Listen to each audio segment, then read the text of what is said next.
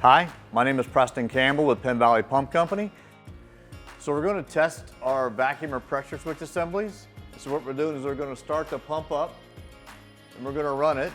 Typically do this about 25% speed if you had the ability to adjust the flow rate with a VFD. Otherwise you have to do it at 100%. So what we're looking to do is get the pump up to speed here. We want to get it running.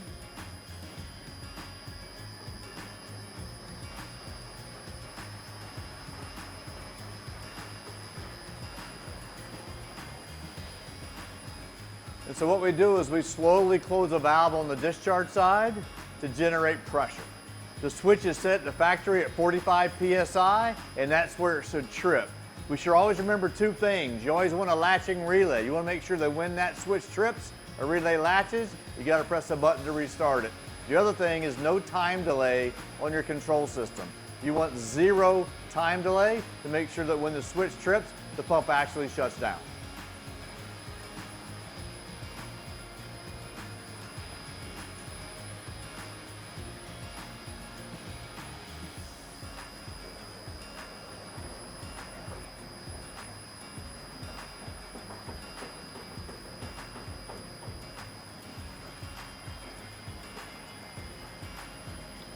Very important to close your valve slowly as you get to higher pressures. You don't want to overpressurize the pump.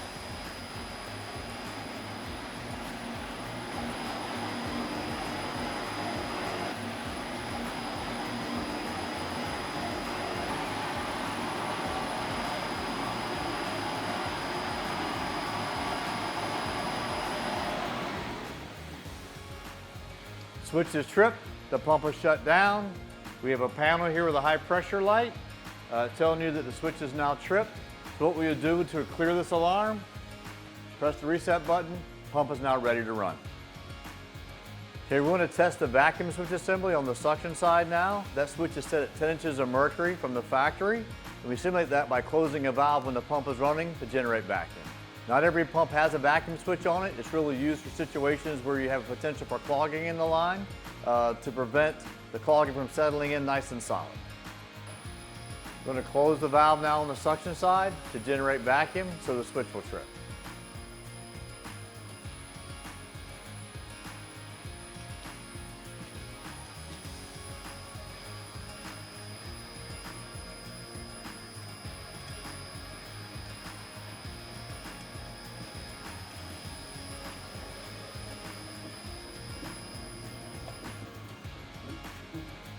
Now we tripped, we open up the valve.